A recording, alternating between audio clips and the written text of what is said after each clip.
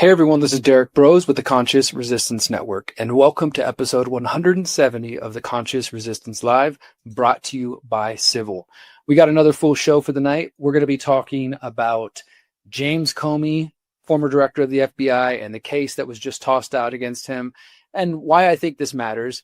We're going to talk about, surprise, surprise, Border Patrol, ICE, more increase of surveillance, monitoring people on social media, monitoring Americans' suspicious driving patterns. Can you believe it? Who would have imagined that the immigration police state would ever turn around and be directed at Americans? We're also going to be talking about, is Trump coming for your guns? A new lawsuit that I just found out about. I don't think a lot of people know about it. I will be writing an article on it later this week. Talk about that. And then we are also going to talk about how Trump is threatening to execute or punish certain Democratic lawmakers for some of the statements they made, encouraging military men and other government officials to disobey illegal orders, and why there's a whole bunch of hypocrisy coming from MAGA and the right wing and all that sort of stuff. That's all and more tonight on the Conscious Resistance Live. As I said, guys, this show is brought to you by Civil. I've been broadcasting since 2012, but we just partnered with Civil starting in September. They are a podcasting platform, a streaming network that allows you to access all kinds of content, freedom-minded content, and I just think thought-provoking content in general that you might enjoy. And you can find them at civil.com. That's CIVL.com. Let me go ahead and show this on screen real quick. CIVL.com/TCR. That's the best place to get plugged in. I just want to remind you, for those of you who are interested in Civil or who are thinking about it, I have been participating in this ongoing 10-week opt-out challenge, myself and John Bush. It started October 15th. It's going through the end of December. 10 weeks focused on opting out. As you can see on the screen, the first episode was just an exit and build 101, diving deep into what is exit and build and why it matters, and of course why your mindset is a big part of this puzzle. You have to believe it's possible and not be sucked into apathy and doomsaying and nihilism. John talked about financial sovereignty. I talked about unbanking yourself. John talked about anti-fragile resolve. Then last week 2 weeks ago, I did the big tech exit plan, and John just did grassroots commerce. This Wednesday, as I'm recording this, so Wednesday, November 26th, will be the next portion, my next part of this opt-out challenge. And this week, I am going to be talking about reconnecting to your local farmers, securing clean food without IDs or status checks, diving into permaculture, farmers markets, community gardens, urban farms, community-supported agriculture for resilient local supply chains.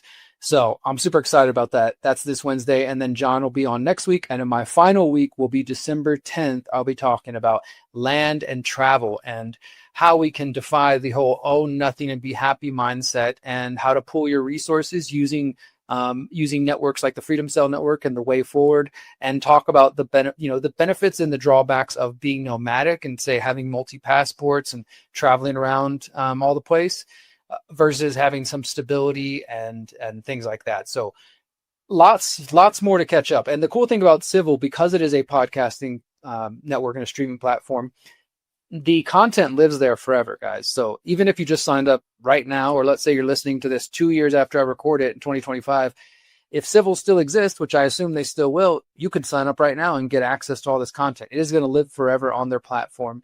And that is just part of some of the work we're doing together. I really am excited to be working with them and to be focusing on important topics like exit and build, and encouraging more people to figure out that we can't trust government to save us. We got to take care of our own lives. So check that out at civil.com/TCR. Now, before we dive into our first stories, I do want to remind you guys my website is theconsciousresistance.com.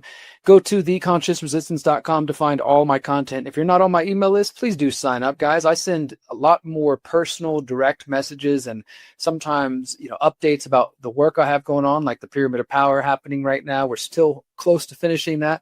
Please do sign up there, because don't depend on social media. I know a lot of you are still living your world through social media, and obviously I'm on social media, but I wish you would visit my website regularly. I wish you would sign up for my email list. That's one ask I have for you this evening. So you can get all of my content there, including my brand new mini documentary, Liberation 2030.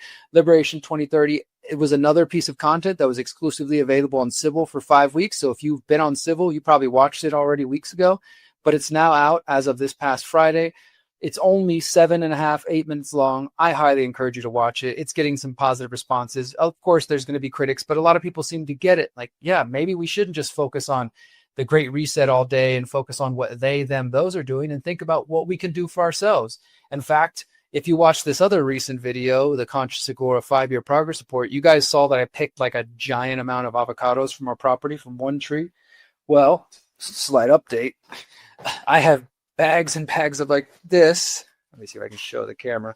Full of avocados at home. And they were very green at first. That one's kind of green, but they're starting to ripen real quick. And I'm just sharing this because this is part of what Exit and Build leads to. Real resources, real wealth, like having way too many avocados to know what to do with. So you have to give them away to family and friends and make tons and tons of guacamole. That's part of Exit and Build. And that's what Liberation 2030 is about, kind of highlighting that vision. I know that lots of people have doubts and they'll say they'll never let you do that. They're going to come kill you with laser beams, or they're going to geoengineer you to death, or they're just going to come steal your land. And as I've been telling people forever, look, I get all the negative potentials, negative possibilities of what may happen as myself and the community I'm building, the Conscious Agora, as we work towards building a network of freedom-minded communities around the world. Sure, could they shoot directed energy weapons at us and take out everything we've built and grown, etc.? Yeah, maybe. Could they geoengineer until we get drought and there's no food available? Yeah, that could happen.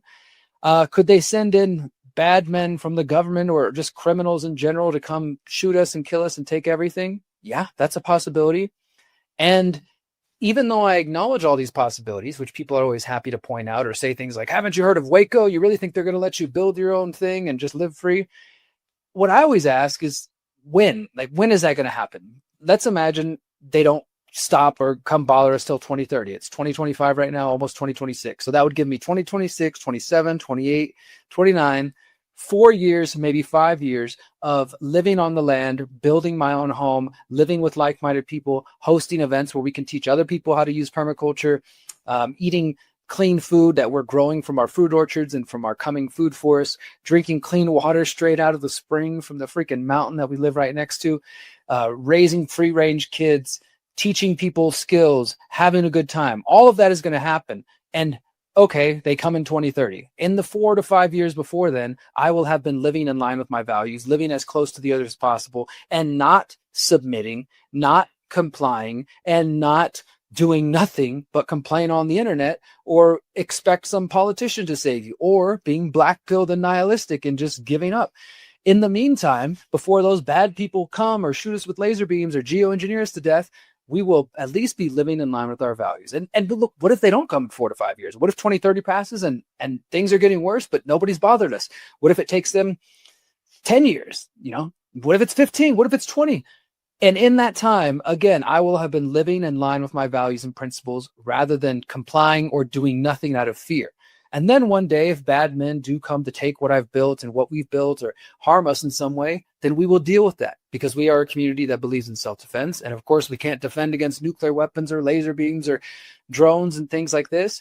But if that's how we're destined to meet our end, to stand for what we believe in and to pursue what we want, to pursue Liberation 2030, to pursue Exit and Build and agorism and counter-economics and abundance in the form of way too many avocados, then I'd rather do that than do nothing and say, oh, well, here's a bunch of what ifs, Derrick, and these are all the reasons I'm not going to do anything, because what if they do this? What if they do this? Don't you know this bad thing's going to happen?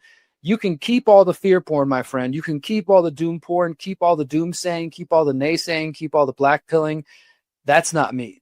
I'm a person who acknowledges reality, who recognizes all potential, and then puts my mind, my body, my spirit, my energy to focus on what I want to see in the world. So that's what I'm doing. I'm going towards Liberation 2030. I hope you guys will join me there. And if you haven't seen the film, find it at theconsciousresistance.com. But I will be going to Liberation 2030. I will be going to the People's Reset. That's right. The People's Reset, as opposed to the Great Reset. The People's Reset is an event I started back in 2020, mid 2020, and the first event was January 2021. This will be our 8th activation. We've held 7 of them in Mexico, and one of them in the UK, and we're going to go international again very soon. 5 days, my friends, focused on everything you hear me talk about on this show: mental, physical, spiritual health, permaculture and food independence, agorism and building parallel systems, empowering privacy-based, freedom-minded technology, building free and conscious communities. Like, this is what we're about. There's going to be Alex Zek. There's going to be lots of other people there. John Bush. Who else? I can't remember everybody off the top of my head. Hakeem Anwar, Yoshi Mpola Pantera, Tom Oliver, Regenauer. I'm sorry, Tom, I mispronounced your name. He's from Germany, coming all the way from Germany. It's going to be a great mix. Luis Fernando Mises, a great mix of Mexican locals, U.S. folks, Canadians, Europeans, all of us working together to build a multi-generational, bilingual, multilingual freedom movement focused on solutions, not fake politics and fake QAnon and trust the plan, but actually how do we take care of our lives? Guys, you can watch for free at home the entire event, all 5 days, January 28th to February 1st, or, and this is what I encourage you to do, you can come in person and join us in person. thepeoplesreset.org is where you can find out more. You can get your tickets. It's a family event. There's going to be kids activities. There's going to be 2 concerts. There's going to be speed dating for those looking for love. There's going to be comedy night, dance party, cacao ceremony, all sorts of stuff going on. And I just want to remind you guys, in addition to doing the opt-out challenge this Wednesday night, Wednesday morning, I will be participating in the latest micro activation for the People's Reset. These are just some virtual events we do every 2 weeks leading up to the actual live event. And we're on our 4th one, focused on our 4th theme. You can find more about this at thepeoplesreset.org under our blog on the About tab. This Wednesday, our micro activations focused on our 4th theme, empowering technology, with Hakeem Anwar and Patrick Amoto, who is working on some really awesome decentralized water filtration systems. Hakeem's going to be talking about technology that can empower you and protect your privacy and your body and your mind as he moves more and more to trying to have not just privacy-based technology with his Above phone and Above book, but also technology that protects your health and other ways. So if you're interested in participating in this, it's just an online virtual event, Wednesday morning, 11 a.m. U.S. Central. The link will be in the show notes, or just go to thepeoplesreset.org and check out our blog. You can either register via Crowdcast, or you can just watch for free on the People's Reset Odyssey channel, which is linked right here on the website. That's Wednesday, November 26th, 11 a.m. U.S. Central. We'll be going over the theme. These gentlemen will be teasing a little bit of what they're going to talk about in January. We're also going to have a 10% discount on tickets. And yeah, so I know that some of you are like, Derrick, this is a long introduction. I haven't even heard the first news story yet. But hopefully if you follow me, guys, you understand that, yes, I'm a journalist, but I'm also an activist. And I'm not into just sharing information just for the sake of information sharing. I share stories that I think are important. But to me, the People's Reset is vastly more important. And I wish more of you would get that and not just say, oh, great, another event. Because I've seen the black pillars out there. People say, oh, great, another event, or somebody else trying to sell me anything, or another talk fest, or whatever it may be.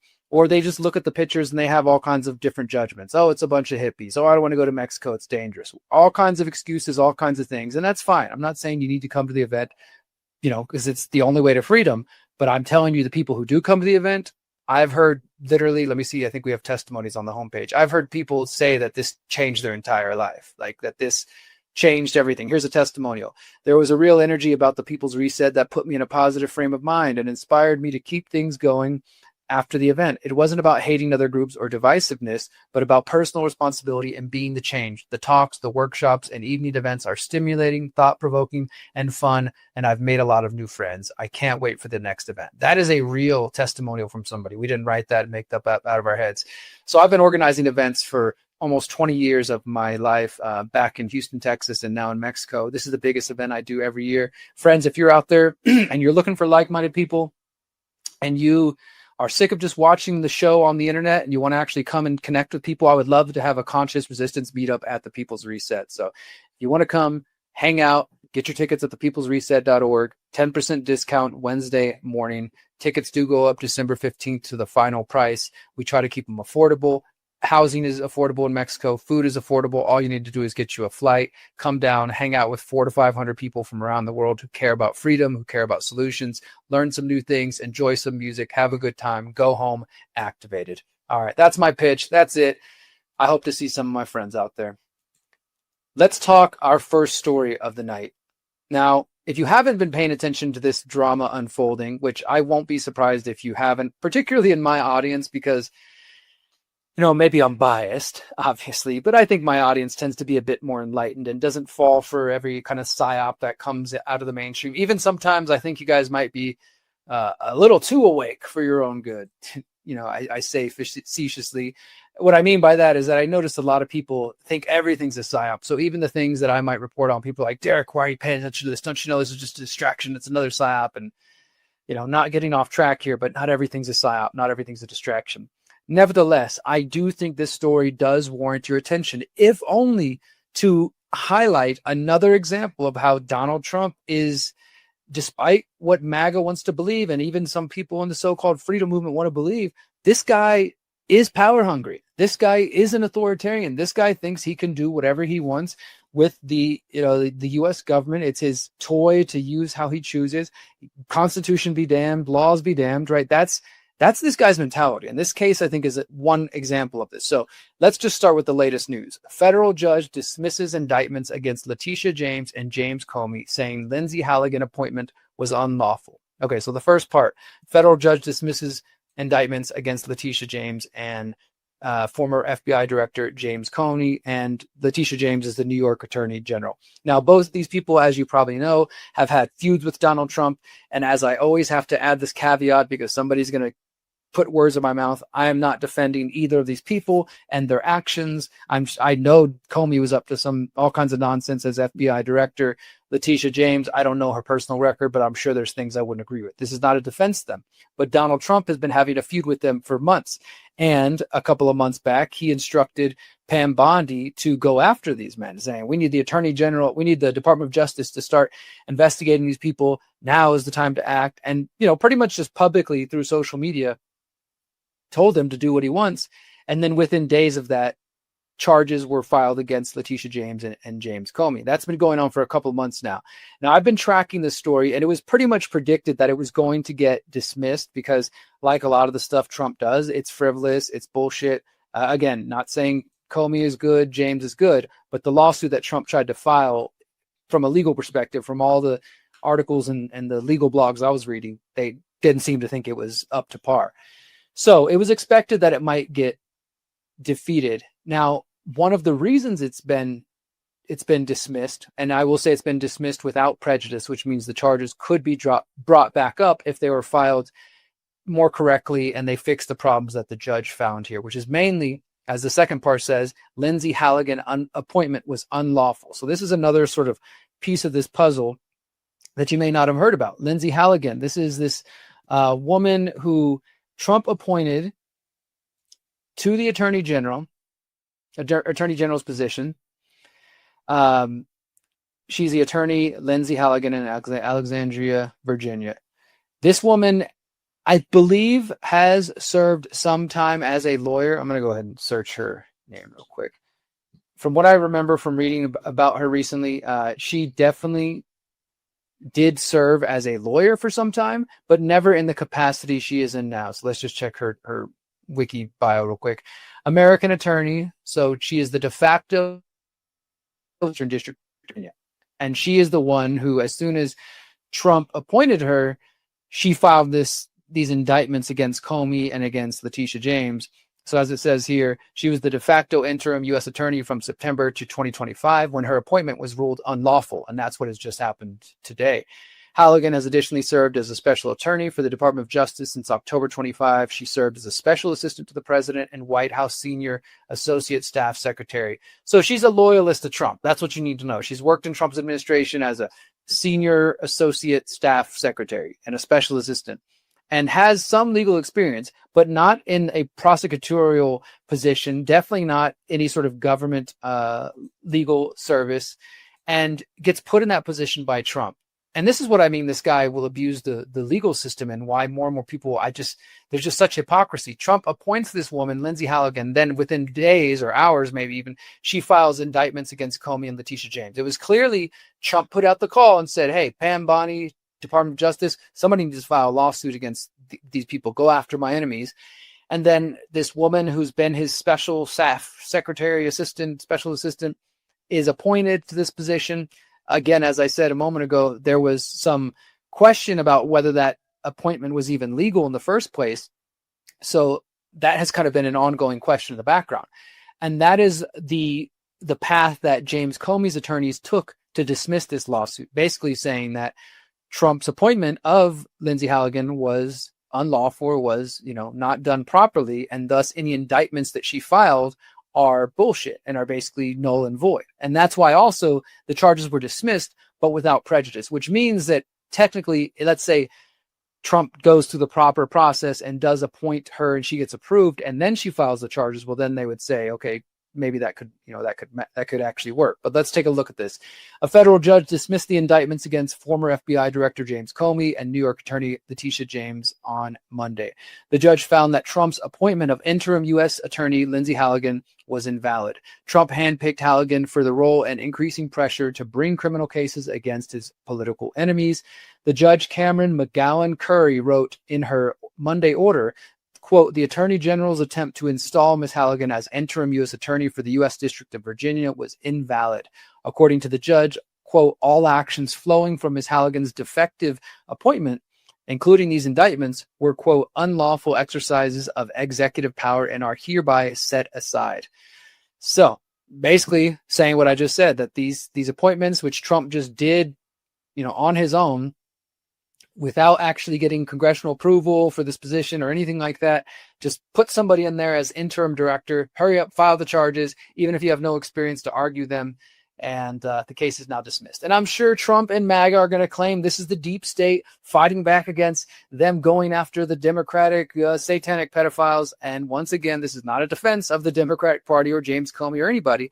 But if you clearly can't see how Trump is weaponizing the justice system, not to say he's the first, of course. Obama's done things in his own way, Biden as well. This is just, the point is that Trump is no different than them. And I know some of MAGA will say, well, they did it first, we got to do it back against them, which is just such a childish thing. It's like, hey, he hit me first, I'm just hitting him back. And it's also a race to the bottom. It's like, are these the kind of lessons we really want to be teaching the coming generations? Just, if somebody hurts you, does something to you, you do it back to them, and that makes it right. Just over and over and over. There's so much hypocrisy in the Trump administration and in the MAGA movement. So the judge appeared to acknowledge in her ruling that for Comey, such a move may not be possible since the statute of limitations for his charges has now passed. And this is related to the statute of limitations, the amount of time they have to press charges against Comey for the crimes they were trying to accuse him of. That statute of limitations is pretty much passed. So even though the judge dismissed them without prejudice, which means that they could be filed later, there might not even be the possibility because of that statute of limitations. A White House official said to CNN, White House spokesperson Abigail Jackson, the facts of the indictment against Comey and James have not changed, and this will not be the final word on this matter. So there you go. Now let's just read a little bit more about this unlawful appointment, because I think this is I don't, me, I'm an anarchist. I don't really even believe in all this system, but if we're going to have a system and there's supposed to be, procedures and methods to get things done, will a president like Trump, who thinks he can just act unilaterally and just appoint people or just launch wars without approval, following in the footsteps of Biden and Obama and Bush before him, they do things like this. He thinks he can just appoint whoever. It can literally just be my best buddy who we all know is going to look out for my interest, put that person, in this case, Lindsay Halligan, into a position to file lawsuits against the people I don't like. And everybody's like, okay, there's some clear conflicts of interest. And Trump is acting like it's no big deal. MAGA is acting like it's no big deal. It just drives me crazy. The hypocrisy. Halligan, a former White House advisor, was selected for the role after the Trump administration pushed out previous interim U.S. attorney amid increasing pressure. This is the other thing. And I hope they mention this guy's name. The previous attorney prior to her, he actually quit his job in protest because he said that he was being pressured to try to file these charges. Let me see if they list his name. I don't see him here. I'll have to pull that up in a moment or put in the show notes. But the guy who was actually in this position before Lindsay Halligan, he publicly has said that he was being pressured by the Trump administration to file these charges, and he didn't think that there was anything to them. Again, somebody could argue, well, he's a deep state operative trying to prevent Trump from getting, justice against Comey, because Trump continues to say that Comey, was involved in making false statements to Congress and against him. And I think he's correct. I've looked into that, and definitely it appears Comey has lied. But that's the thing about Comey and all this stuff about Trump saying that they're going after him. There's bits of truth in there. And then there's also lots of bullshit that Trump has just been repeating over and over and over. He continues to say that they're guilty as hell and he's trying to get revenge on them. But at the end of the day, even if that was the truth, and let's say that you think that, okay, Comey is guilty and Trump should target him, then he should do it in the quote unquote proper manner rather than appointing one of his lackeys and just saying, hey, go after my enemies. I mean, that's to me is the big case here. So the fact that this has been dismissed, I think is a good thing. And it's not that I think that justice is going to be served or that, all of the Democrats are going to act properly or anything like that. Unfortunately not. But I think it's a good thing that in these different cases, the steps that Trump tries to take, the sort of power he tries to grab is dismissed, is not allowed to happen. Now we'll see what happens next, right? They said they have not seen the final word yet, and I will keep an update on that. But that's that story, guys. And if you hadn't seen that, hopefully now you're a little bit more aware and you can see the hypocrisy that I see.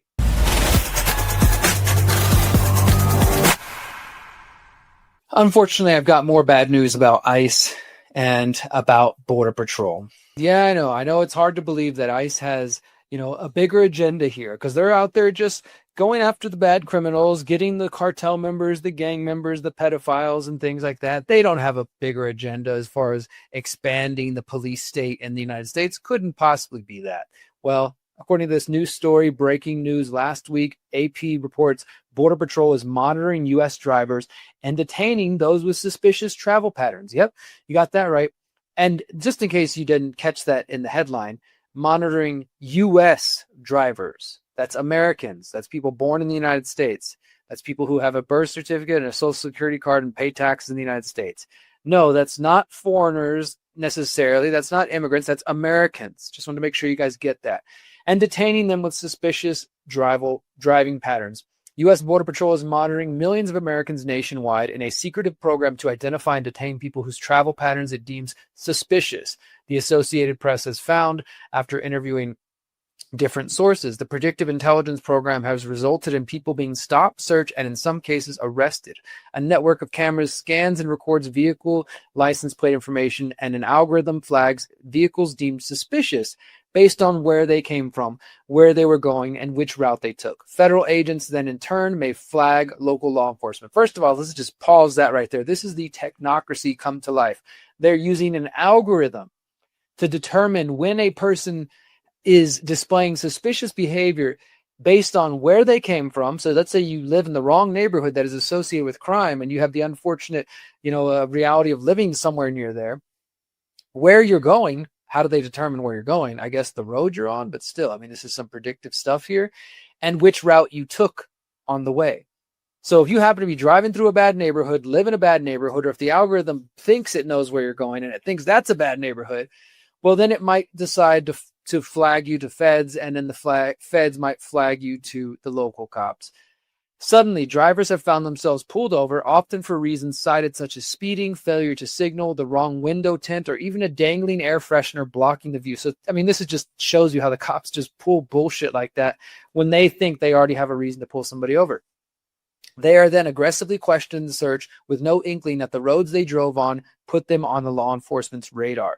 Once limited to policing the nation's boundaries, Border Patrol has built a surveillance system stretching into the country's interior that can monitor ordinary Americans' daily actions and connections for anomalies instead of simply targeting wanted suspects. Started about a decade ago to fight illegal border-related activities and trafficking, both drugs and people, it has expanded over the past 5 years. So this is a program, again, didn't start with Trump, but it is going to be expanded because of the budget that ICE has under Trump. Border Patrol has recently grown even more powerful through collaborations with other agencies, drawing information from license plate readers nationwide run by the DEA, private companies, and increasingly law enforcement funded through federal grants. That might even be part of those federal grants. I bet you could probably find some of these federal grants where they probably write it in there that, okay, you can receive this money dependent on you giving us access to cameras under your law enforcement agency's operation. This active role beyond the borders is part of the quiet transformation of its parent agency, U.S. Customs and Border Protection, into something more akin to a domestic intelligence operation. Under the Trump administration, heightened immigration enforcement, Border Patrol is now to get more than $2.7 billion, with a B, to build out border surveillance systems, just as the license plate reader program, by layering in artificial intelligence and other emerging technologies. The result is a mass surveillance network with a particular American focus: cars. This investigation, the first to reveal the details of how the program works, is based on interviews with 8 former government officials with direct knowledge of the program who spoke on the condition of anonymity because they weren't authorized to speak to the media, as well as a dozen federal, state, and local officials, attorneys, privacy experts. They reviewed thousands of pages of government and court documents, state grant and law enforcement data, and arrest reports. And so there's more. This is a pretty extensive investigation. I'm not going to sit here and read you the whole thing. I really do encourage you to read this. These are the kinds of things you need to arm yourself with. You need to be educated with, because I mean, I've been focusing on surveillance and privacy and technocracy pretty much since the beginning of my work. This is a long investigation here. This is what you call real journalism, by the way. Sidebar here: Byron Tao and Garance Burke. These 2 people here who work for the AP, I'm not saying everything they've ever done was great and amazing, but this is real journalism. And I hate to say it, but I've been harping on it in recent months. The mainstream often does do real work when the independent media just reports on it. Like, for example, I'm just here telling you about the report. I didn't break this news. Maybe it's going to be new to some of you because I went out and found it. But these journalists had to put, the work in and actually expose these things. So I'm not here to defend the mainstream media, but I think an independent alternative media could do a whole lot better. And, we need to be breaking our own stories, developing our own sources. And that's what I'm trying to do. So let's just read a little bit more, though, before we move on to the second piece of the Border Patrol ICE update. Border Patrol has for years hidden details of its license plate reader program, trying to keep any mention of the program out of court documents and police reports, former officials say, even goes so far as to propose dropping charges rather than risk revealing any details about the placement and the use of covert license plate readers. Wow. They catch somebody doing something, but if it means they have to talk about their secret program in court, well, then let's just drop the charges instead. We've seen that in other areas. Not surprising, but wow. License plate readers are often disguised along highways in traffic safety equipment like drums and barrels. Wow. So they're literally just hiding secret cameras around. And the Border Patrol, which again, as the name implies, is supposed to patrol the border. But because of the post 9/11 war of terror, and now the post 9/11, post COVID war on immigrants and war on narco terror, the Border Patrol has expanded, going from only focusing on the border to then there being a 5-mile Constitution-free zone around the border where Border Patrol could come out and they basically could search anybody they want. Over the years, that has expanded more and more and more. I believe it is now at the point where there is a 50-mile, maybe even as much as 100-mile alleged Constitution-free zone on the border. And not just the southern border, you think Mexico, but Canada, the coast. That means the Border Patrol can go search people within 50 miles of the border. That includes a lot of cities and towns and things of that sort, which are terrorized by these people. But as this investigation is showing, it's not even that 50-mile Constitution-free zone. They're pretty much putting cameras wherever the hell they want, and they're using an algorithm to say, you drove on the wrong road, you went the wrong way, you have suspicious behavior, let us come harass you and see what we can get. Does that sound like they're worried about just the bad criminals? No, it doesn't. It sounds like they are going to be part of the growing police state. I won't go so far as to call them the Gestapo like some people are, but I don't think we're that far off. The Border Patrol has defined its own criteria for which drivers' behavior should be deemed suspicious or tied to drug and human trafficking, stopping people for anything from driving on backcountry roads, being in a rental car, or making short trips to the border region. The agency's network of cameras now extends along the southern border of Texas, Arizona, and California, and also monitors drivers traveling the Canada and U.S. border, as I said. And so this says that this is impacting residents of big metro areas, including people driving from large cities such as Chicago and Detroit, as well as L.A., San Antonio, and Houston, to and from the Mexico border region. I guarantee you, I drive from the Mexican border, from here in Morelia, all the way to Houston a couple of times a year. I've probably been spotted and tracked by some of these cameras, and surprised we haven't been pulled over for suspicious behavior, but maybe that's just because they know enough about me already.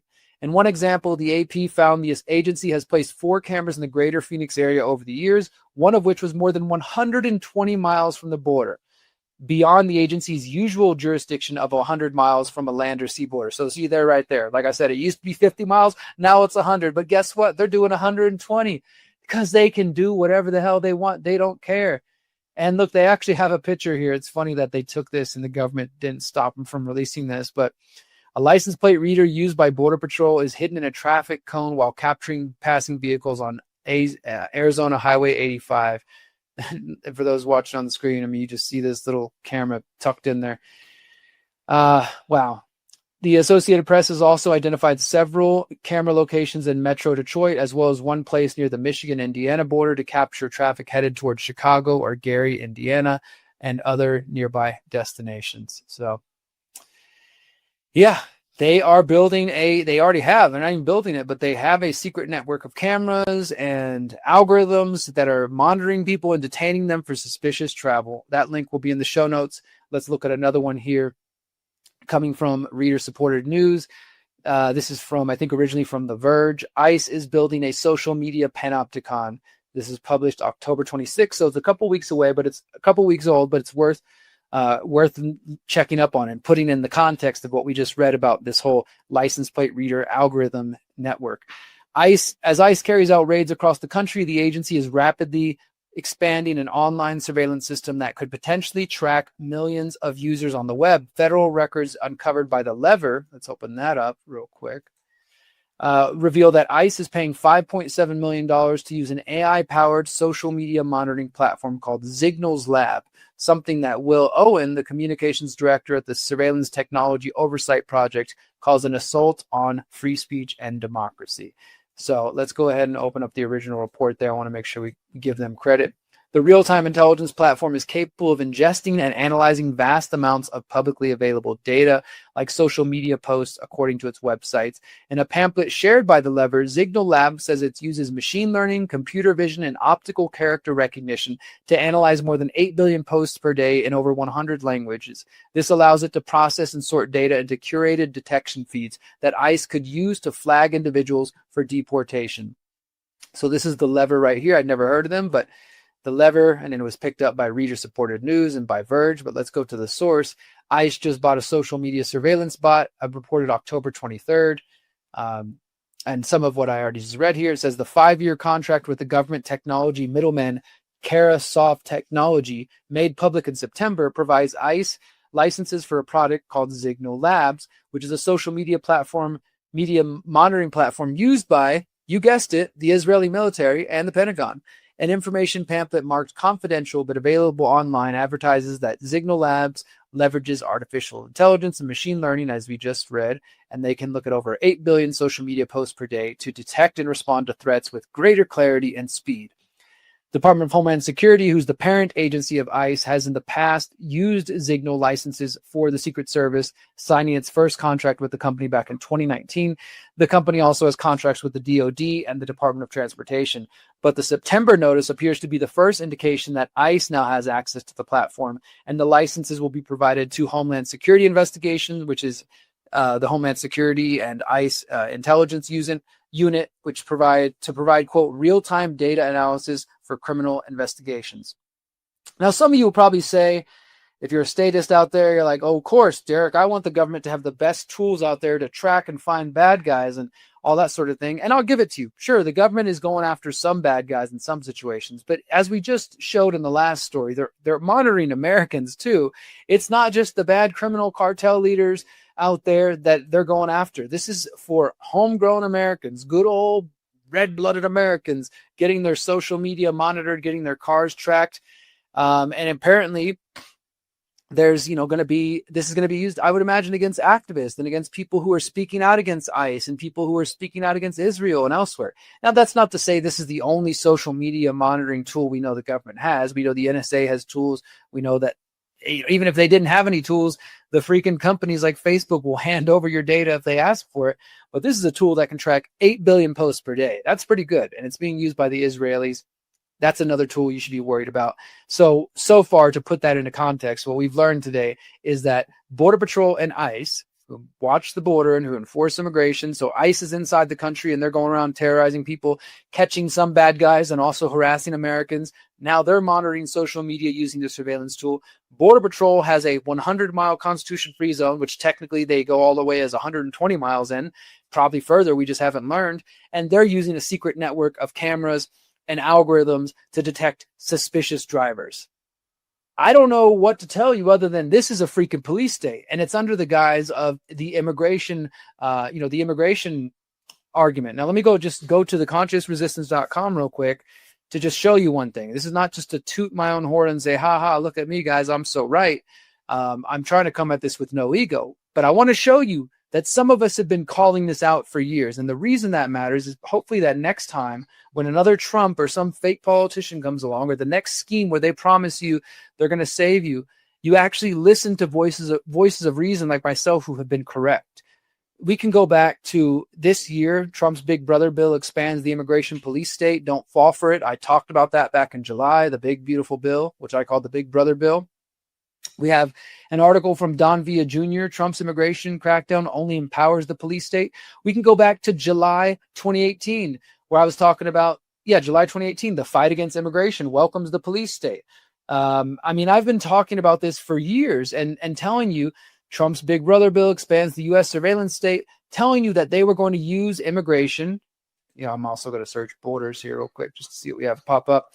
They were going to use immigration, weaponized immigration, and the fear of the other to get people to support their own enslavement. I've also been calling out people like Dave Smith, what Dave Smith gets wrong and right about libertarianism and borders. Did a whole deep dive on that.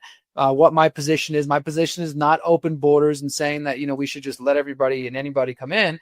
But I also don't think the government should be in charge of immigration. But I'll set that aside to say the point is that if you are falling for this stuff, you are welcoming the police state, my friends. And this has been largely what this divide and conquer agenda has been about. And this article this video I did back in 2018, warning you about this. I was talking about this article from CBS News.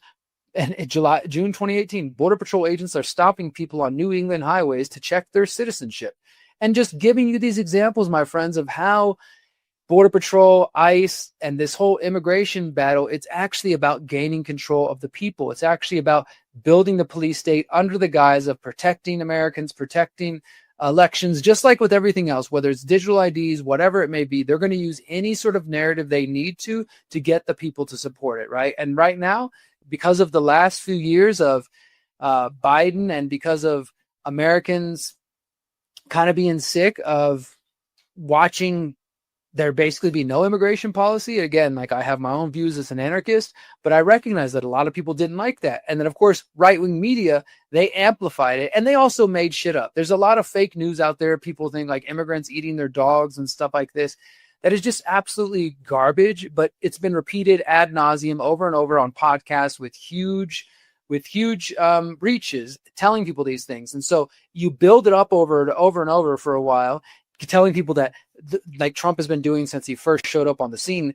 They're Mexicans are rapists, they're criminals, et cetera, et cetera. So you're building up all this hype and this fear in people's minds. And we do know that weaponized immigration is a thing, and there have been people trying to use immigration to flood people into different countries to create destabilization. Of course, we have to point to the U.S. foreign policy and the way that they destabilize other countries, which leads to people wanting to come to the U.S. in the first place. So there's a lot more factors than just saying immigrants are bad.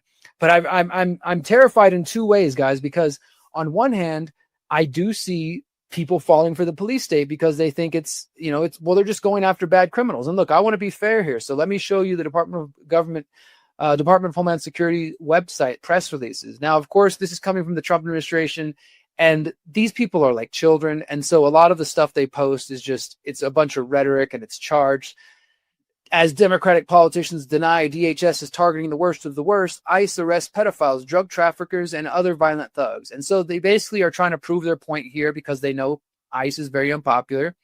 And they put out some pictures of people that they say have been accused of everything from aggravated assault, conspiracy to possess, intent to distribute cocaine, lewd or lascivious acts with a minor, possession of obscene material of a minor, aggravated sexual assault of a child. So, they're listing out some of the worst that they have arrested, including 300 3,500 or 3,500 criminal aliens in Houston, including pedophiles, gang members, and murderers, right? So they're making their case. I'm not denying that, okay? Great. If ICE and Border Patrol catch some people who are actually violent criminals, harming kids, trafficking people, doing stuff like that, drugs, I think is, I have issues with fentanyl and stuff like that. For the most part, though, I don't think drugs, I think those are mostly a victimless crime. If the government would decriminalize drugs, you wouldn't have this huge need for the black market that the cartels and other people are going to fill. But at the end of the day, good. Arrest these people. Arrest bad people. I'm all for that. So on one hand, we see a police state growing, and people are pointing at only these things and saying, but look, Derrick, they're arresting pedophiles, drug traffickers, and violent thugs. So if they need to monitor my social media, so be it. If they need to pull over people for suspicious vehicles, so be it. Just comply. Don't fight ICE. Don't resist. So there's that going on. And then I see people who are buying into the rhetoric from the Department of Homeland Security. I mean, I don't know if you guys have seen this, if you're not on Twitter, but they have other social media, maybe they posted it elsewhere, but the Department of Homeland Security posted some stuff a couple days ago saying, like, listing all the problems in the world, like your gas prices are too high. There's too many illegal immigrants in the country. Grocery bills are high. There's too many illegal immigrants in the country. Rent is too high. Literally just listed all these different complaints that people have and are legit, and sought to blame it all on illegal immigrants. And at the end, it said, so many problems, one source of the problem, they're one solution, which is basically, they just want everybody to buy into this narrative of, blaming everything on the other. And in this case, the other, it's not terrorists from Middle East like it was post 9/11. And it's now gang members, cartel members, illegal immigrants. Again, if people are doing violent things, get rid of them.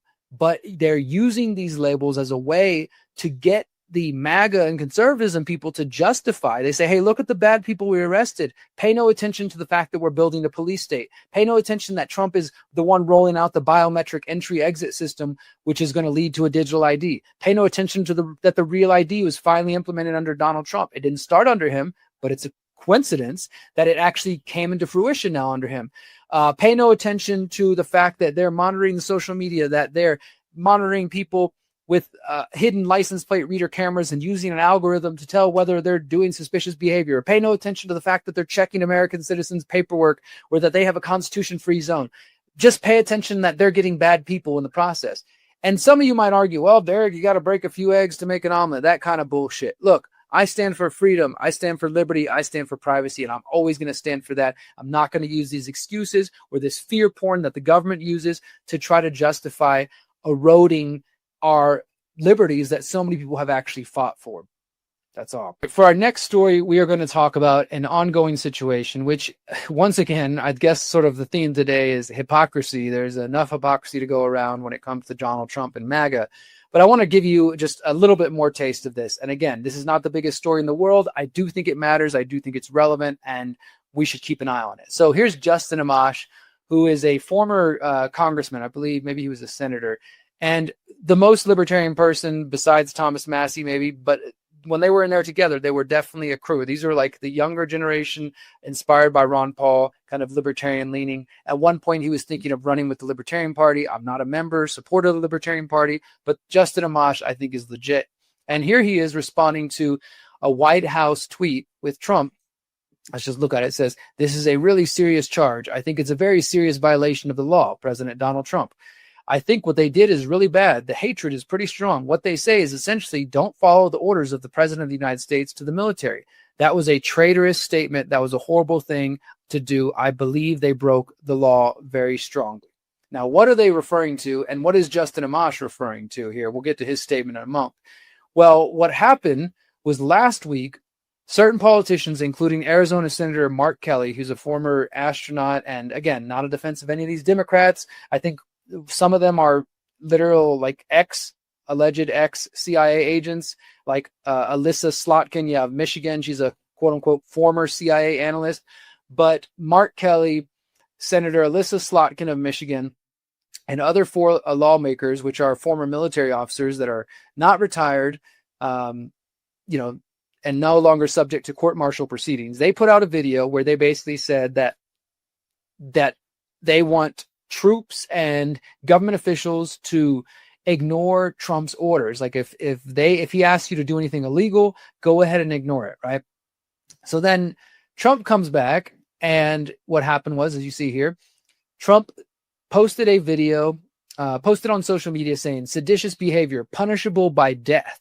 So he claimed that these politicians, these Democratic politicians, including an ex-CIA agent, that were saying in this message to the military men out there saying, hey, if you get given orders that are illegal, unconstitutional, don't follow them. Trump posts seditious behavior punishable by death. He also shared another person's post that said, hang them, George Washington would, exclamation point. And then Defense Secretary Pete Hegseth said that this was despicable, reckless, and false, and he argued that the lawmakers, who he called the seditious six, were encouraging troops to, quote, ignore the orders of their commanders. This foolish screed sows doubt and confusion, which only puts our warriors in danger. So the Senator Mark Kelly, the former astronaut, he basically says that, he's not worried about it. Our laws are clear. You can refuse illegal orders. This was basically what they said in the video. Again, Trump gets all upset. Kelly told CBS this weekend, we swore an oath. All we said is we reiterated what basically is the rule of the law. Members of the military cannot follow illegal orders. And then after Trump and Hegseth threatened him, Kelly says, if this is meant to intimidate me and other members of Congress from doing our jobs and holding this administration accountable, it won't work. I've given too much to this country to be silenced by bullies who care more about their own power than protecting the Constitution. Now, of course, again, I don't know anything about Mark Kelly. Maybe this guy was a total COVID maniac and was pushing vaccinations on people and, just all sorts of crazy stuff. That can be true, and he can be right here. Trump and his people are freaking out because some politicians, including Alyssa Slotkin, the former CIA analyst, who I do not trust, and which makes me wonder if this whole thing is a freaking ruse, but we'll set that aside for the moment.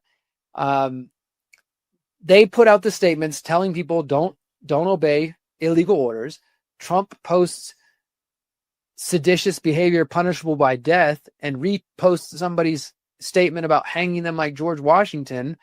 And then today, Pete Hegseth writes online, as was announced, the department is reviewing these statements and actions which were addressed directly to all troops while explicitly using his rank and service affiliation, lending the appearance of authority to his words. Kelly's conduct brings a discredit upon the armed forces and will be dressed appropriately.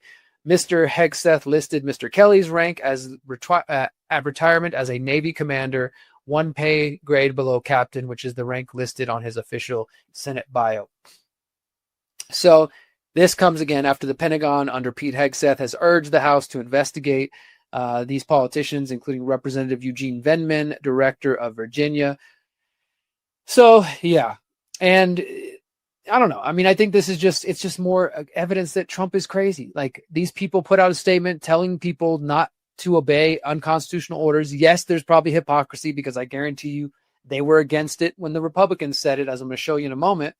But Trump freaks out and even plays with or toys with the idea that this is punishable by death, that they're traitors. And now Pete Hegseth is getting his panties in a wad and he's going to go investigate it. Well, back to Justin Amash. These members of Congress were speaking about illegal orders, number one. Number two, they did not break the law regardless, and the First Amendment broadly protects their statements.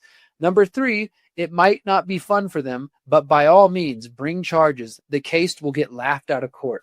Just like the charges filed against Comey, this one would probably get dismissed by every court in the United States too, unless Trump can find a judge loyal to him to do what he says. I mean, this guy is like a fucking child, dude. If people who upset him, he tries to sue them, whether it's a CBS station or any media station, or if it's a politician, he wants to get charges filed against them or file civil lawsuits against them. And I know that everybody's like, they did it first. Lawfare, lawfare, lawfare. The dude is a child. Okay, let's just be real. The dude is a child with an ego of a fly. He can't handle anybody saying anything against him. It's ridiculous, but that's the president of the United States for you guys. Now, I just wanted to point out one more, the area of hypocrisy. Again, Trump right now, Pete Hegseth, panties in a wad because some Democratic politicians, which we don't necessarily need to trust, but some Democratic politicians saying that the military should disobey illegal orders. Trump freaks out. Hegseth freaks out. But let me take you back to 2010, 2011, when there was a group called the Oath Keepers. yes, the Oath Keepers were around. I think they've pretty much been disbanded now because Stuart Rhodes, the founder, was involved in January 6th, and he did do some prison time. That guy is definitely likely a Fed, I think. But back in the day, when I first heard about them in 2011, I actually supported them. Like this is a screen grab from archive.org, MySpace even. Look at the old Twitter logo. Look at the old YouTube logo and the Facebook logo. This is from back in the day. And what the Oath Keepers did was they literally tried to get currently serving and former retired military and law enforcement to agree to not obey unconstitutional oaths. Here's what they would try to get them to. Here's the 10 statements I think they have here. Oath Keepers, orders we will not obey. We will not obey orders to disarm the American people. We will not obey orders to conduct warrantless searches of the American people.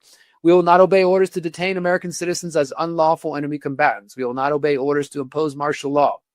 We will not obey orders to invade or subjugate any state that asserts its sovereignty. We will not obey any order to blockade American cities, thus turning them into giant concentration camps. We will not obey any order to force American citizens into any form of detention camps. We will not obey orders to assist or support the use of any foreign troops on U.S. soil. We will not obey orders to confiscate the property of American people. We will not obey any orders which infringe on the right of the people to free speech, peaceful assembly, and petition their government. So literally, that's what they're saying here. We, with the support of like-minded citizens, we encourage National Guard, veterans, peace officers, firefighters currently serving military reserves to take an oath to stand with us, to support and defend the Constitution against all enemies, foreign and domestic, so help us God. Our oath is to the Constitution. Our motto is not on our watch. And I thought that was pretty cool back in the day till I realized they became like hardcore right-wingers and basically just MAGA blind Trump supporters. But I thought it was a cool thing. And back in the day, I supported them. And I took a lot of flack from my other friends who were like, they're just a bunch of right-wing, crazies. Well, they did eventually become a bunch of right-wing crazies. And now they're hypocritical. And I'm sure these oaths that they said they would not support, they're probably silent about them now because Trump is violating a lot of them. And now that some Democratic politicians are trying to encourage the military to basically do the same thing that the Oath Keepers did, which, by the way, Stuart Rhodes, as I mentioned, was in January 6th in D.C. and was a big supporter or is a big supporter of Donald Trump. And now Trump is basically saying Democrats who are trying to do the same thing are traitors and potentially punishable by death, and they're going to be investigated by Pete Hegseth. Like I said, today's theme is hypocrisy, plenty to go around. All right, we got one more story for you tonight. This one relates to Trump and gun rights. I didn't really want to talk about Trump the whole episode. We had some different stories to get to, but as it turns out, Trump's doing a lot of messed up shit, and I think that's important to address. So we got to address it, my friends. This isn't a partisan thing. I don't have TDS, as some people like to claim when they have no argument. It's just looking at the facts and investigating and questioning the man who's the president of the United States. So this is coming from Gun Owners of America. I'm going to be doing an article on this later in the week as I dive deeper into it. I just wanted to give you a little preview of it. And like I said, we'll have more details. But apparently the group Gun Owners of America, GOA, has filed a lawsuit against the Trump administration, particularly for the so-called Big Beautiful Bill, what I call the Big Brother Bill. You can see here's their lawsuit in the United States District Court for the Northern District of Texas, Silencer Shop Foundation versus the Bureau of Alcohol, Tobacco, and Firearms, so the ATF under the Trump administration. Memorandum in opposition to plaintiff's motion for summary judgment and in support of defendant's motion for summary judgment. So what they wrote here on November 21st, in the ultimate betrayal of the Second Amendment, the Trump admin is defending the archaic National Firearms Act of 1934. The Justice Department supports gun registration under the necessary and proper commerce clauses and says that the $0 NFA tax is still a valid tax. I don't know the full details on all that. I do know that they link right here to a video. It says, after months of waiting, the Justice Department submitted its brief in our One Big Beautiful lawsuit. Unfortunately, Pam Bondi defends the National Firearms Act and uses some of the worst gun control lobby's talking points to do so. Here's the detail on the filing and what it means for the Second Amendment. And then you can go over here. The National Firearms Act was originally acted in 1934. Similar to the current NFA, the original act imposed a tax on the making and transfer of firearms defined by the act. as well as special occupational tax on persons and entities engaged in the business of importing, manufacturing, and dealing in NFA firearms. The law also required the registration of all firearms with the Secretary of the Treasury. Firearms subject to this act included shotguns and rifles having barrels less than 18 inches in length, certain firearms described as any other weapons, machine guns, and firearm mufflers and silencers. So basically, what the gun owners of America are arguing is that the big, beautiful bill is using this law from the 1934 to start requiring or implementing an old tax, which, according to the GOA, this is an unconstitutional tax. And like I said, I'm getting more into the details here, and I will be writing an article talking to them, getting a quote. So stay tuned to that later this week. But I just wanted to point this out because this is one of the areas that, again, I hate to say I told you so, just like with the immigration police state, but I told you so, because those of us who were paying attention, we knew that Trump was never some sort of Second Amendment champion or anything like that. Like, in fact, that Donald Trump very much has openly spoken against gun rights. Here, let me take you back to an article I wrote in January 2021, right as Trump was leaving office. Here are 18 ways Trump supported the swamp during his presidency. I'm going to have to write another one of these once it's time. But let's go ahead to Control F, gun rights. Bad on gun rights. Depending on your political view, this issue might not matter much, but for Trump's base, gun rights are an issue close to their hearts. During his administration, Trump supported calls for controversial red flag laws, and which are government-approved removal of weapons based on spurious claims, and a bump stock ban on firearms. See, I didn't even include it here, but we're going to go ahead to CIA, Google, and search real quick so I can put up the most telling statement. Trump, take the guns first. Quote. All right. This is a statement Trump said during his first administration. User clip. Take the guns first, go through due process second. This was February 28th, 2018. Guns first. Let's just make sure we get the whole quote here. This is Trump describing how he likes addressing problems when it comes to mass shooters and to people who are, potential dangers or at least suspected of dangers. Trump says, I like taking the guns early. Like in this crazy man's case that just took place in Florida. He had a lot of firearms. They saw everything. To go to the court would have taken a long time. So you could do exactly what you're saying, but take the guns first and go through due process second. So Trump has always been in favor of things like red flag laws. This is August 2019. President Trump is talking about red flag laws. Texas lawmakers have blocked those bills in the past, and he's made statements about them. And here you go. This is 2020. Trump's bump stock ban is under fire from his own judicial appointees. So you got the bump stock ban. You got Trump's support of red flag laws. You got take the guns first, due process second.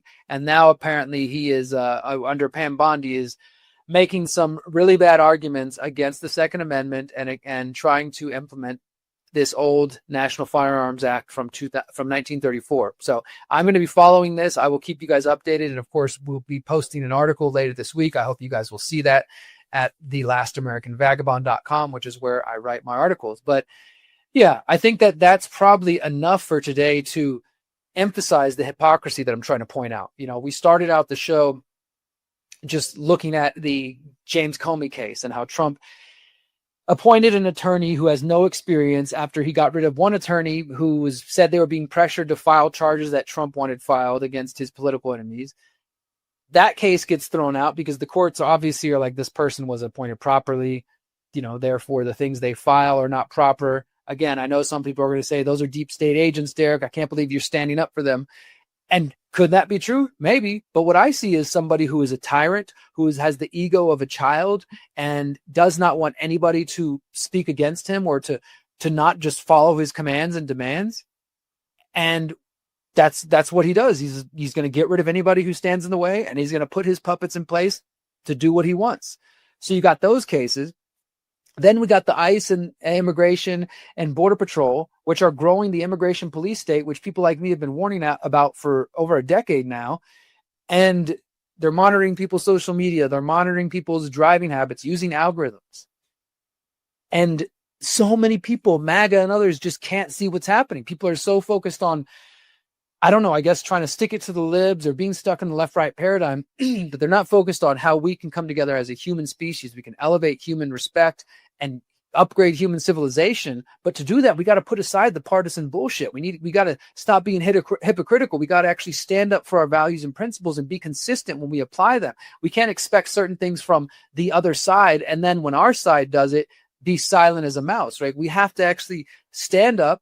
We actually have to hold the people that we claim to believe in accountable. And I'm not even saying trust politicians. I think that's a bad strategy to take. But if you're going to go support politicians, and I know that there's already people ready to support Marjorie Taylor Greene and Thomas Massie for president now that Marjorie Taylor Greene has resigned. That's another big thing. We could talk about hypocrisy. Marjorie Taylor Greene speaking out about Epstein. Again, I'm not a huge supporter of her in a lot of ways, but she seems to be more principled than Trump and a lot of the Republicans. She announced she's resigning and she's going to quit after getting death threats and pressure from Trump, rather than trying to get, lost into some vicious battle. She's like, I'm just going to quit politics. And I realize that the machine can't change. And she even, in fact, to the detriment of the QAnon people, said there's no secret plan to save the world. There's no 4D chess, things like that.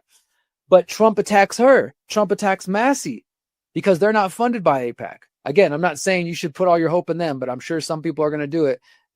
Marjorie Taylor Greene says she's not going to run for president in 2028. But would we be surprised if Thomas Massie did and if Marjorie Taylor Greene did? And then people are going to be like, oh, wait, these are the next politicians we should put our hope in. Okay, Trump is fake and J.D. Vance is fake and the left is crazy. But now there's somebody else for us to invest our time and our money and our energy into, instead of investing your time, your money, and your energy into your own life and not supporting those people. So there's hypocrisy all around. Trump's attacking Marjorie Taylor Greene. He's appointing lawyers who are loyalists to him and trying to go after his enemies and just get people to do whatever he wants. ICE and Border Patrol are helping build this technocratic surveillance state. And it's just going on and on. And Trump is, apparently in court, his administration, Pam Bondi, are fighting to try to restrict gun owners' rights. I mean, I don't know what to tell you guys, but it doesn't seem like this is MAGA. It doesn't seem like this is actually what so many people voted for, or at least believe they voted for. I know there's still some people still hanging on and claiming all the things I'm talking about are good, or that'll never affect me, Derrick. Okay, so maybe ICE is building a little bit of a surveillance state, but that's not going to affect me because I'm white or because I'm light-skinned or because I don't do anything wrong. I'm a good, upstanding citizen.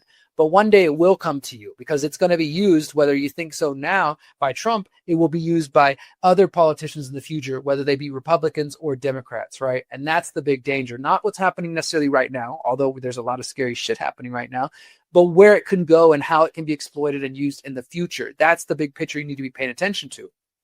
So, yeah, I think I've made my point tonight in this episode. It didn't intend to be all about hypocrisy, but I guess that's where we went. I do want to take a moment, though, as we start to wrap up, to address another subject. Not to open up a huge can of worms, but I have been watching a bit of Nick Fuentes, some of his shows, his podcast with Tucker Carlson, some other clips, and I am by no means a fan or a supporter at all. As far as I'm concerned, there's a lot of other people who call out Zionism without getting lost into it's the Jews or it's the American Jewry, and without all the racist bigotry and baggage. Because yes, this dude is an open racist, despite his last name Fuentes and apparently being half or a quarter Mexican or something like that. He's got some self-hate in there. And then, people have questions about his sexuality. I don't care about that. All I know is that people like Nick Fuentes are being boosted right now. And some people are claiming this is organic because, well, he's been banned and he's been deplatformed and debanked over the years, and now he's finally, rising up in the algorithm because they can't suppress this message because people are hungry for a true, authentic message. And maybe he's going to be the one to step in and kind of reclaim and take the mantle from Trump for the MAGA movement and replace somebody like Charlie Kirk, but in a more extreme way. I don't know about that, guys, but I hope it's not true. Because for me, when I see Nick Fuentes being given profiles in the New York Times where they give him like this black and white glamour shot, I wonder, we know that the media can control and disrupt information and movements if they want. If they don't want somebody to be heard, they don't put them on the front of the New York Times. And we also know how controlled the algorithms are. And if the algorithms don't want somebody to be seen or a message to be heard, they can just use keywords to downrank, to shadow ban. And instead, he's everywhere in the algorithm, especially on Twitter. And I don't think it's just all organic. Yes, there are a lot of people in the Groyper movement who hang on this dude's every word. And I mean, I don't know if you guys have seen the clips of him telling them to take an oath to rape, murder, and kill in the name of Nick Fuentes. Those are not my words. There's clips out there. You can see himself. And I know a lot of people are like, Derrick, you're just too old to get it. I'm 40 years old, and I guess I don't get trolling. No, I understand trolling, but that's just a convenient way. That people say the same thing about Trump when Trump jokes about being king or doing things like this. He's just trolling. He's sticking it to the libs. You guys just have no sense of humor. You don't get it. I don't think it's that. I think Nick Fuentes genuinely means these racist, bigoted things that he says. And I don't think that's a good thing to see him rising. Like I said, there's people like myself, Whitney Webb, Ryan Christie, and so many others who have a nuanced and balanced analysis of the dangers of Israel and Zionism that don't have all this racist, misogynistic baggage. And I don't even throw those words around lightly, because I know so many people in the freedom movement and the right wing now are, oh God, they roll their eyes when somebody says racist because the left and the progressives have thrown that word around just so casually. That's not what I'm doing. Listen to what this guy says. He is a racist. He is a bigot. He is a misogynist. And I don't support that. I don't support people like Andrew Tate as well. And so where my thoughts are going with this is that I've been reflecting on this a lot and thinking, like, how can I try to combat that garbage out there? Obviously, I don't have the millions of followers or the hundreds of thousands of followers yet that some of these men do. And I am definitely suppressed in the algorithm. But I don't want my young nephews or nieces to find Nick Fuentes and Andrew Tate and think that that's a positive influence. I understand that there's a lot of young men who are disenchanted with the future and they're looking for somebody to blame. And, you know, there's a lot of fucked up things going on in the world. There's a lot of young people who do feel hopeless and may not have the same advantages that even I had 15 years ago. And even then things were already hard compared to the previous generation, right? But it is just too convenient for people like Nick Fuentes or the Department of Homeland Security or Andrew Tate to say, blame all your problems on women. Blame all your problems on immigrants. Blame all your problems on black people, on Mexicans, on the other. Don't take any personal responsibility and think, hey, shoot, maybe you're partially responsible for your state in life. I'm not saying there aren't problems out there like women, young women on OnlyFans and pornography and the loneliness epidemic and all this stuff. But people need to take a little bit of personal responsibility. So my point with bringing this up here as we end the show is that if you want to hear more from me on this, I'm thinking about starting to produce a video series focused on addressing these topics for young men. I want to try to take an honest look at why is it that men are feeling lonely and disenchanted with the opposite sex and vice versa. Why do women feel that way? Because I hear the same thing from women who are like, men haven't done the work to take care of themselves, so I'm not going to, even date anymore. And then men are like, the women have too high of standards, or they've got too many bodies in their history, or they're on OnlyFans. And to me, this is just more divide and conquer. Turn the sexes against each other, turn the races against each other, turn the religions against each other, turn the political parties against each other. So they want the opposite sexes to be divided and fighting each other and blaming each other for their problems. I think it's a little bit more nuanced than that. And I'm thinking about doing a series of videos that'll just look at this. Let's take an honest look at, why do people say they're lonely? Why do people say they're struggling to form relationships and to form bonds? Why are young men, calling themselves celibate, whether involuntary or otherwise? And why are they gravitating towards people like Nick Fuentes and Andrew Tate? I want to dive into that. If you'd like to hear more about that, let me know in the comments. If there's enough support for that, then I will do those videos. So yeah, thank you guys for being here today. I want to remind you before we head out, if you'd like to support my work, you can always go to theconsciousresistance.com/invest. You can see my PO box, my buy me a coffee, my Substack, my crypto addresses are there. If you want to send any one-time support, it is all very, very much appreciated. And, the cool thing I like about Substack is that with Substack, people can leave notes and they can say, hey, Derrick, I started, paying for your work for $5 a month because I believe in this and that. I love those things. It's reinforcing that my work is being seen. I got a really positive message from a woman last week who signed up, who was just very encouraging. Thank you to everybody who does sign up and support me on Buy Me a Coffee or Substack. And of course, everybody who signs up over on Civil, CIVL.com/TCR. Civil is the partner of the podcast that you're listening to right now. And we're going to continue to work together. As I mentioned earlier, Liberation 2030, my new documentary, that was released on Civil exclusively for 5 weeks. And now it's available publicly. But if you signed up on Civil, you saw it before everybody else. And very soon, in the coming weeks, we're getting so close, the final episode of my documentary series, The Pyramid of Power, will be coming out. And those who are signed up on Civil will be the first to see it. It'll only be available on Civil for 5 weeks first before it goes anywhere. So if you want to see it before everybody, go to civl.com/TCR. You can sign up for just $5 a month or $50 a year. If you decide to do the annual subscription, you can get 20% off with the code TCR20. So thank you to Civil, and thank you all for supporting my work. I very much appreciate you. Thanks for listening to me this week. I will see you guys later. As always, remember, you are powerful, you are beautiful, and you are free. Peace. Our power is in our voice. Our power is in our thoughts. Our power is in our actions. Our power, it's already innate in who we are. We are the earth. We are the sky. We are the trees. We are our ancestors. We are the future generations. We are all that is.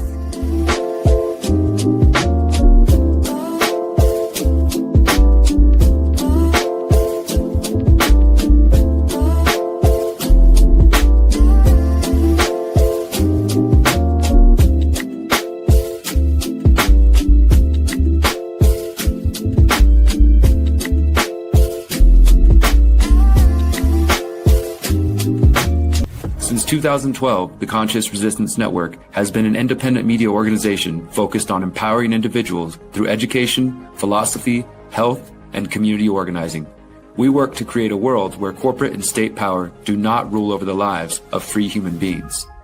Our motto is leading by example and helping others in their pursuit of freedom. Visit theconsciousresistance.com to find our articles, documentaries, interviews, podcasts, books, and more. Remember, you are powerful, you are beautiful, and you are free.